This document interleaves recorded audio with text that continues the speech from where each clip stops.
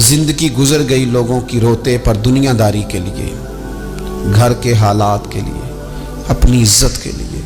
کاش کبھی رب کے لیے بھی روئے ہوتے، کبھی اس کے خوف میں روئے ہوتے۔ قربان جائیں۔ فرمایا بے شک وہ لوگ جو اپنے رب سے بغیر دیکھے ڈرتے ہیں، اللہ تعالیٰ نے ان کے لیے بخشش بھی رکھی ہے اور بہت بڑا اجر تیار کیا ہوا ہے۔ بغیر دیکھے، جن لوگوں کا یہ تصور بن گیا تھا نا کہ رب کے سامنے کھڑے ہونا ہے، منہ دکھانا ہے مالک کو، جن کا یہ تصور بن گیا تھا، بچ گئے تھے۔ ہم دنیا میں جینے کے لیے سارا کچھ کرتے ہیں، رب رسول کو منہ دکھانے کے لیے نہیں کرتے۔ جن کا یہ تصور بن جاتا ہے نا تو رب کہتا ہے وَلِمَنْ خَافَ مَقَامَ رَبِّهِ جَنَّتَانِ، فرمایا جو میرے سامنے کھڑے ہونے سے ڈرے گا میں اسے 2 جنتیں عطا کروں گا۔ وہ سنور جائے، اس کے لیے 2 جنتیں ہو جائیں گی۔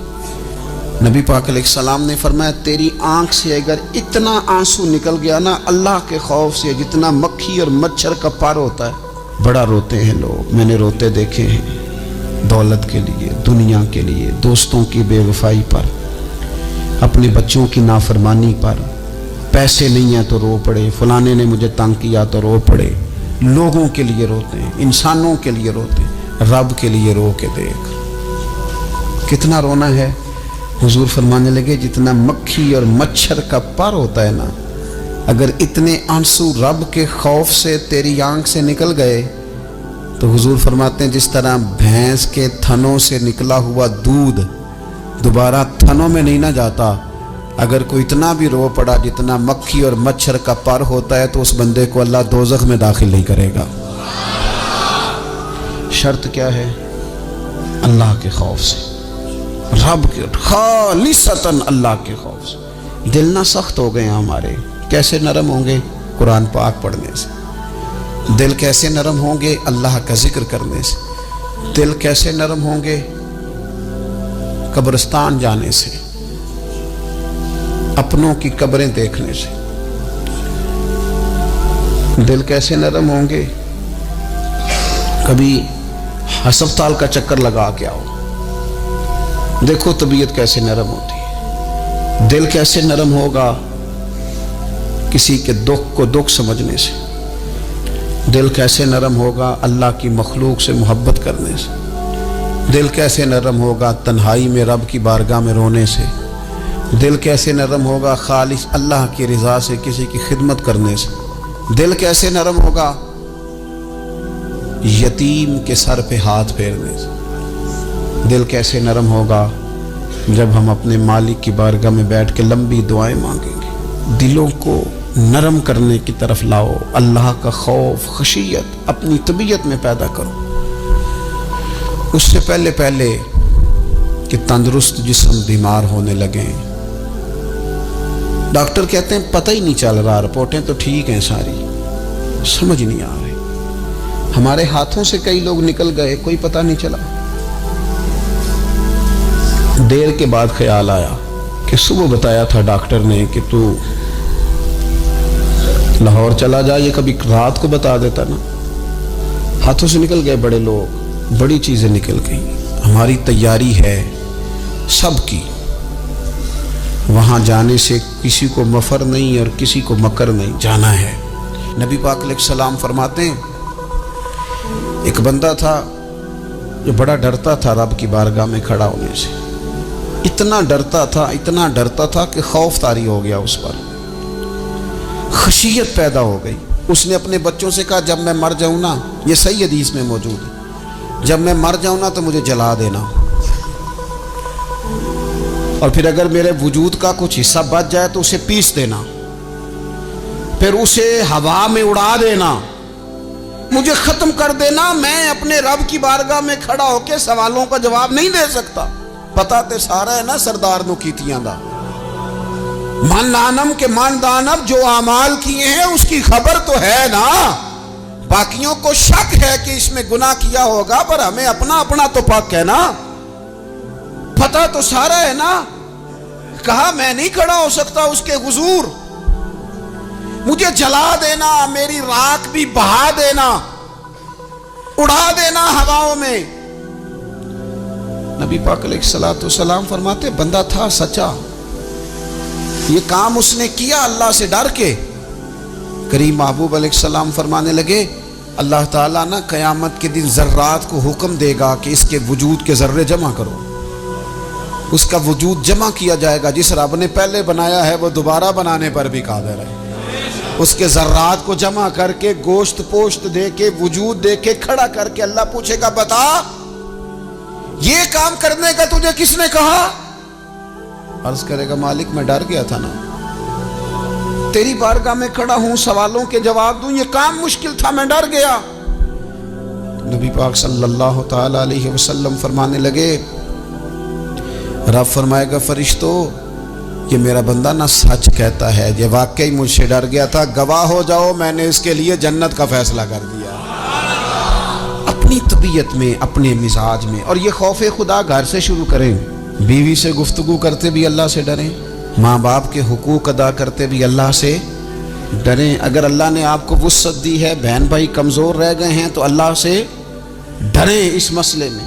اگر اللہ تعالیٰ نے آپ کو کسی شخص کے اوپر حاکم بنایا ہے، کوئی آپ کا ملازم ہے، کسی شخص کو آپ کے پاس ڈیوٹی کرنا پڑتی ہے تو اس کے بارے میں اللہ سے ڈریں۔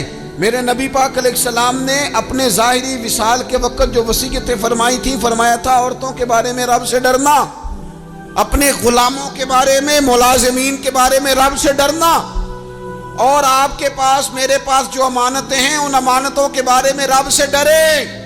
اور ہمارے پاس جو دین کی امانت آئی ہے، ہمیں جو نبی پاک کا امتی بنایا گیا ہے، ہمیں جو کہا گیا ہے کہ تم رسول اللہ صلی اللہ علیہ وسلم کے اعلیٰ اخلاق پہ عمل کرنا، تو ڈرو نا اس بات سے۔ اتنے عظیم رسول کے امتی ہو کر ہمارے حالات کیا ہیں، ہماری کیفیات کیا ہیں؟ آپ یقین کریں نبی پاک علیہ السلام کے صحابہ پر نا خوف طاری تھا اللہ کا، اور وہ خوف غلبہ کرتا تھا، باتوں میں نہیں، تقریروں میں نہیں، نشستن گفتن برخاستن نہیں، لوگوں کو دکھانے بتانے کے لیے نہیں، اپنے دنیاوی معاملات کو بہتر کرنے کے لیے نہیں، بلکہ رب کا خوف ان لوگوں پر طاری ہوتا تھا۔ اللہ کے محبوب علیہ الصلوۃ والسلام نے نا آیہ مقدسہ تلاوت کی، یا ایھا الذین آمنوا قوا انفسکم واہلیکم نارا وقودھا الناس والحجارہ، اے ایمان والو خود بھی دوزخ کی آگ سے بچو اور اپنے گھر والوں کو بھی بچاؤ، اور اس آگ سے بچو جس کا ایندھن آدمی اور پتھر ہیں۔ تو ایک نوجوان صحابی نے سنا تو وہ ڈر گئے، کانپ گئے، اتنا ڈرے کہ کانپ کر بے ہوش ہو گئے قرآن پاک سن کر۔ حضور علیہ السلام نے ان کے دل پر ہاتھ رکھا تو دل دھڑک رہا تھا۔ حضور فرمانے لگے پڑھنا کلمہ لا الہ الا اللہ محمد الرسول اللہ صلی اللہ تعالیٰ علیہ وسلم۔ صحابہ نے عرض کی یا رسول اللہ صلی اللہ علیہ وسلم جی ہم سے سبقت لے گیا۔ حضور فرمانے لگے یہ رب سے ڈرا ہے، رب نے اس کے لیے جنت کا فیصلہ فرما دیا۔ کبھی اکیلے میں نا رونا بھی چاہیے، یہ جو رونا ہوتا ہے نا، رونا دل دی میل گواوے، نالے وچھڑے یار ملاوے۔ کبھی نہ بندے کو رونا۔ حضرت سعدی شیرازی نا سخی بڑے تھے، تو قرضہ اٹھا اٹھا کے بھی سخاوت کرتے تھے۔ ایک دن سارے لوگ آ کے بیٹھ گئے، بابا ہمارے پیسے دے۔ وہ سارے لوگ آ کے جمع ہو گئے، انہوں نے کہا بابا پیسے، تو وہ سارے پیسے مانگ رہے ہیں۔ تو حضرت سعدی شیرازی کہہ رہے ہیں یار انہیں کھلایا کچھ نہیں، کبھی ان کو کچھ کھانے، مہمان آئے نا۔ ایک نوجوان چھوٹا سا لڑکا وہ کچھ بیچ رہا تھا، بیچتا بیچتا آ گیا حضرت سعدی کے پاس آ کے، اس نے کہا بندے زیادہ جمع ہوں تو لوگ وہاں سٹال نہیں لگا لیتے، چلو دکان۔ وہ آگے آ کے اس نے کہا کچھ لینا ہے؟ فرمانے لگے لینا ہے، یہ میرے جتنے مہمان بیٹھے ہیں ان کو کھلا دو۔ اس نے وہ سارا کھلا دیا۔ کہنے لگا پیسے؟ تو فرمانے لگے بیٹھ جا تو بھی، یہ بھی سارے پیسے لینے آئے ہیں، ان کو ملیں گے تجھے بھی ملیں گے۔ اس نوجوان نے رونا شروع کر دیا، کہنے لگا میں تو یتیم ہوں، میری تو بہنیں انتظار کر رہی ہیں کہ 4 پیسے لائے گا، میری اماں نے تو دوائی کھانی ہے۔ حضرت سعدی پریشان ہو گئے، بندوبست کرنے لگے۔ اس کے چند آنسو گرے تھے کہ آپ کا ایک عقیدت مند آیا، اس نے آ کے عرض کی حضور بڑے دنوں سے حاضر ہونا چاہتا تھا، یہ نذرانہ تو رکھ لے تھوڑا سا۔ وہ اتنے زیادہ پیسے تھے کہ حضرت سعدی شیرازی نے اس نوجوان کو بھی دی اور جتنے لوگ پیسے لینے آئے تھے سب کا قرضہ ادا کر دیا۔ ایک بندہ نا پیسے لینے آنے والوں میں کوئی درد دل والا تھا، اللہ کرے کوئی درد دل والا بھی ملے۔ وہ حضرت سلطان صاحب کہتے ہیں رب دا طالب کوئی نہ ملیا، اے تے جو ملیا طالب زردہ ہو۔ وہ درد دل والا بندہ تھا تو کہنے لگا بابا جی سمجھ نہیں آئی، ہم روز آتے تھے پیسے نہیں ملتے تھے، آج کیسے مل گئے؟ تو حضرت فرمانے لگے مل اس لیے گئے ہیں کہ تم میں رونے والا کوئی نہیں تھا نا، رونے والا ایک بھی ہو تو باقیوں کا بھی کام بن جائے۔ ایک ہو نا جس کی آنکھوں میں آنسو، کوئی یار کے لیے روئے، کوئی محبوب کے لیے روئے، کوئی حضور کے مدینے کے لیے روئے، کوئی بیت اللہ کی حاضری کے لیے روئے، کوئی اس لیے روئے کہ رب راضی ہو جائے، کوئی اس لیے روئے کہ وہ کرم نوازی کر دے، کوئی اس لیے روئے کہ وہ مجھ سے حساب نہ مانگ لے۔ اگر طبیعت میں یہ بات، نبی پاک صلی اللہ تعالیٰ علیہ وآلہ وسلم تقریر فرما رہے تھے، حضور گفتگو کر رہے تھے، محفل میں بیٹھے ہوئے صحابہ میں سے ایک بندہ رو پڑا۔ اللہ کے پیارے رسول صلی اللہ تعالیٰ علیہ وسلم نے اس ایک شخص کے رونے پر ارشاد فرمایا اگر آج تمہارے درمیان وہ تمام مومن موجود ہوتے جن کے گناہ پہاڑوں کے برابر ہیں تو اللہ تعالیٰ اس بندے کے رونے کی برکت سے سب کے گناہوں کو معاف فرما دیتا۔ حضور فرمانے لگے یہ رویا ہے نا تو فرشتوں نے رب کی بارگاہ میں دعا کی ہے مالک اس کی وجہ سے نا دوسروں کو بھی معافی عطا فرما دے، اس کی شفاعت قبول کر لے دوسروں کی حق۔ میرے دوستو اپنے دل کو خشیت والا کریں۔ تو آخر کیا چیز ہے جس کو بنیاد بنایا جائے تو انسان کلیتاً گناہ سے بچے، خطا سے بچے، ظلم سے بچے، کسی کے مال پر ہاتھ ڈالنے سے بچے، کسی کی عزت پر ہاتھ ڈالنے سے بچے، کسی کے بارے میں برا کہنے سے بچے۔ ہاں ایک چیز ہے جس کی وجہ سے انسان کسی کا مال عزت تو کیا کسی کے بارے میں برا سوچنے سے بھی بچتا ہے، اور وہ چیز کیا ہے؟ وہ ہے اپنے رب کریم کا خوف۔ اگر اسے نصیب ہو جائے نا کہ میرا مالک مجھے دیکھ رہا ہے، اور وہ دیکھ رہا ہے جو حی بھی ہے، جو قیوم بھی ہے، وہ دیکھ رہا ہے جسے نہ اونگ آتی ہے نہ نیند آتی ہے، وہ میرا مالک مجھے دیکھ رہا ہے، تو پھر انسان مکمل اجتناب کرتا ہے، خطاؤں سے بچ جاتا ہے۔ یہ جب بندے کو چیز نصیب ہوتی ہے نا کہ وہ اللہ تعالیٰ سے ڈرتا ہے، پھر وہ بندہ دانا ہو جاتا ہے، پھر وہ بندہ معاملہ فہم ہو جاتا ہے، وہ بندہ سمجھدار ہو جاتا ہے۔ قرآن مجید نے کہا یا ایھا الذین آمنوا ان تتقوا اللہ یجعل لکم فرقان۔ میرا دل کرتا ہے کہ امت مسلمہ اس آیت کو یاد کر لے۔ رب فرماتے ہیں اے ایمان والو اگر تم اللہ سے ڈرو گے نا تو اللہ تعالیٰ تمہیں حق اور باطل میں تمیز کرنے کی قوت عطا فرما دے گا۔ تم اپنے دل میں رب کو جواب دینے کا تصور پیدا کرو، اللہ تمہارے فیصلے درست کرا دے گا۔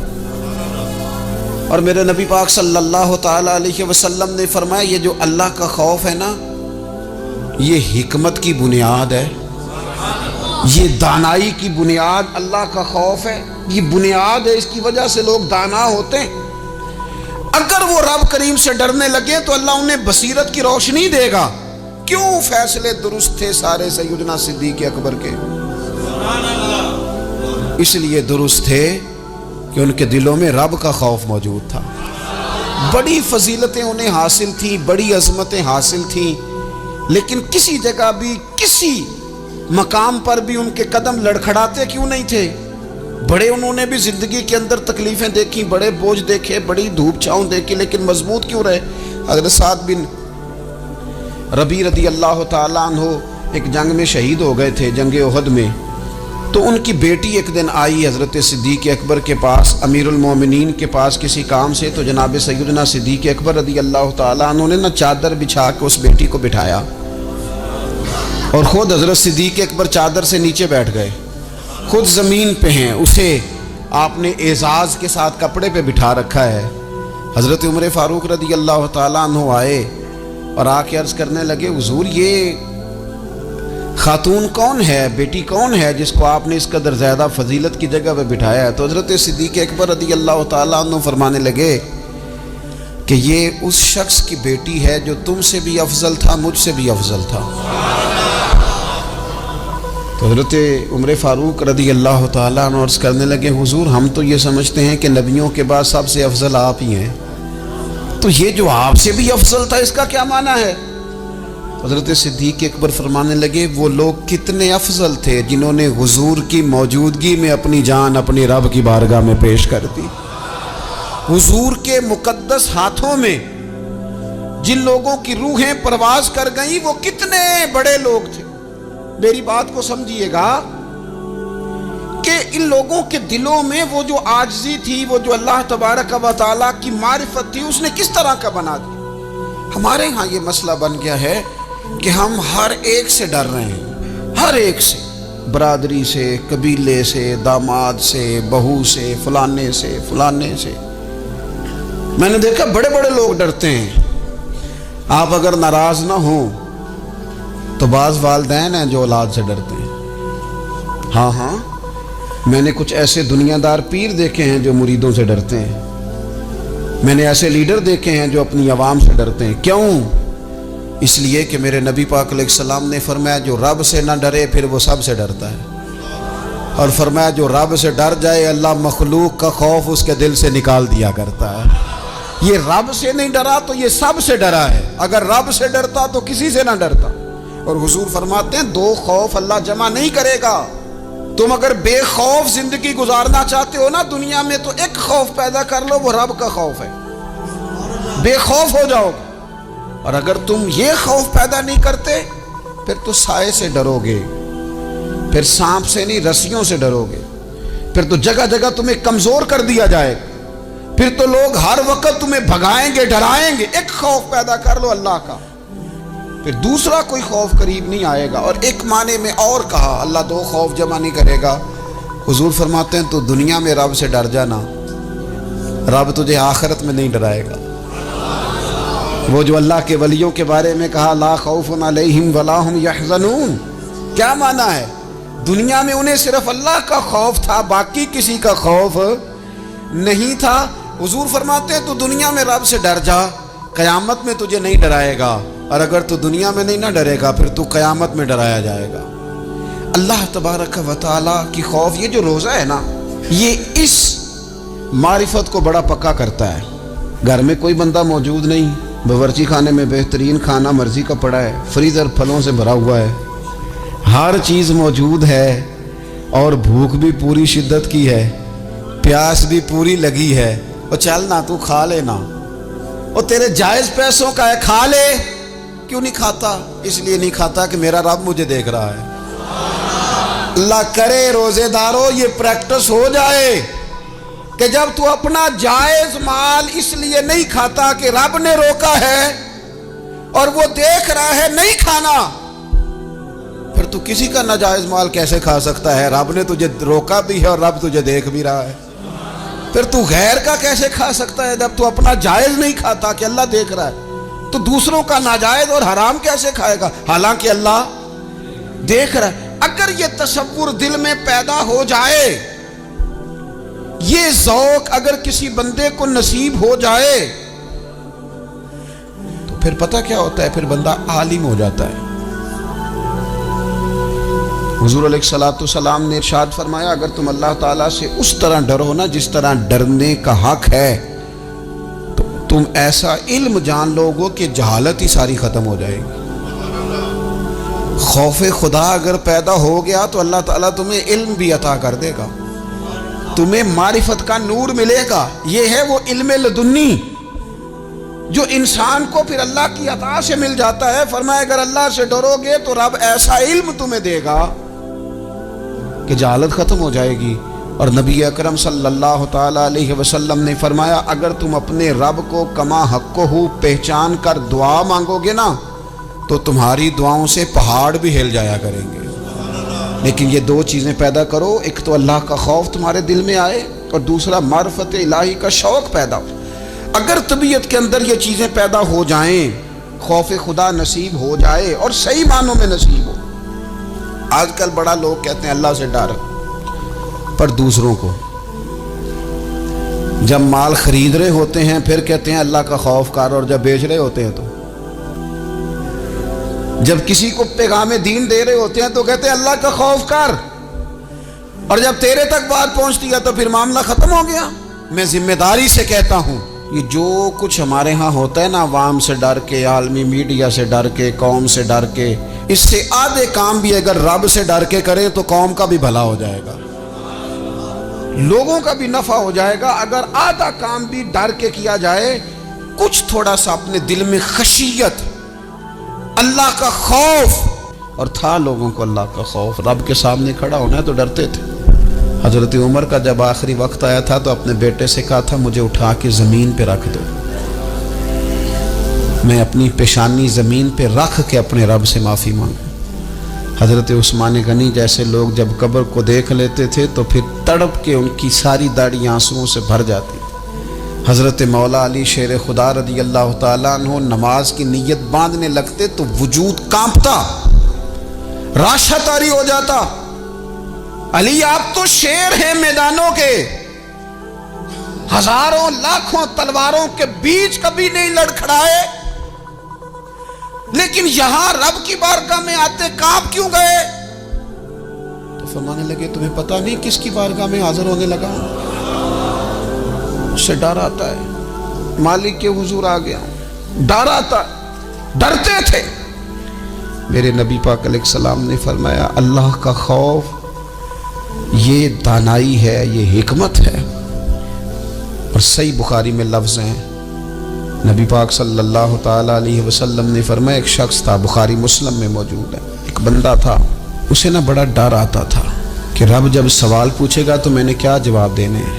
اور ہمیں ہمارے نبی پاک علیہ السلام نے فرمایا بھی ہے، حضور نے فرمایا رب تم سے نا 5 سوال پوچھے گا قیامت کے دن، اپنے سامنے کھڑا کر کے۔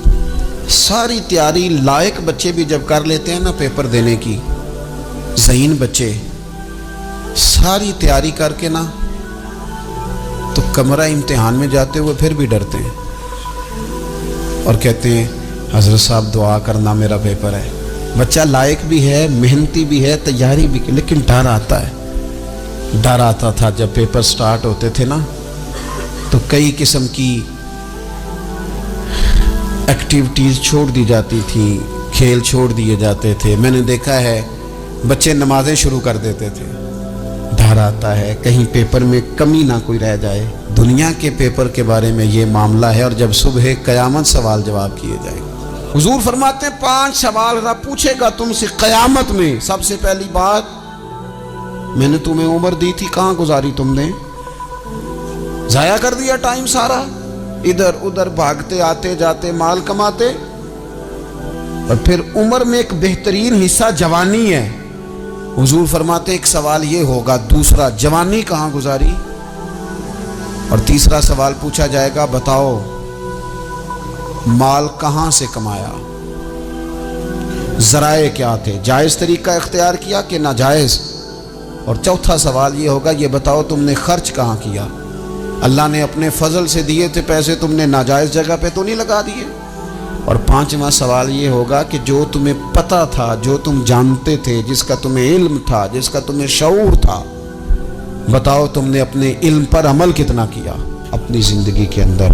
خشیت الہی، کچھ کام فقط اس لیے چھوڑ دیں، کوئی ہمیں روکنے والا نہیں، ٹوکنے والا نہیں، منع کرنے والا نہیں، دیکھنے والا نہیں، اس لیے چھوڑ دو کہ میرا رب نہ ناراض ہو جائے۔ کسی کی ہمیں مجبوری نہیں، کسی کی ہمیں پابندی نہیں، کوئی کسی کی طاقت نہیں ہمیں کہہ سکے، لیکن کچھ کام فقط اس لیے شروع کر دو کہ میرا اللہ راضی ہو جائے، میرے محبوب پاک اس سے خوش ہو جائیں۔